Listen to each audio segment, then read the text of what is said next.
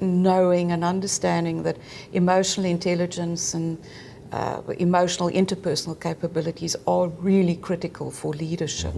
Has any of that changed in your mind over time, the importance of that for leaders? Well, you know what I used to say when we introduced the term over 25 years ago of emotional intelligence, people used to ask me at that point, is this just another fad? And I remember dealing with reporters from major newspapers, and I would say to them, look, this is just a fad as long as there are people still existing in this world. When there were more than one person in the world, you needed emotional intelligence. And that part hasn't changed. We never would have made it to where we are today without those skills.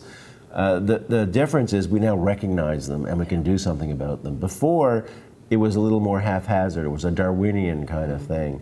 But now that we have the science and the ability to recognize and nurture these skills, it's going to be even more important, and we're going to focus more on them. And that's what's been happening over time. So I think for leaders, we're going to see emotional intelligence become way more important than we've ever seen before.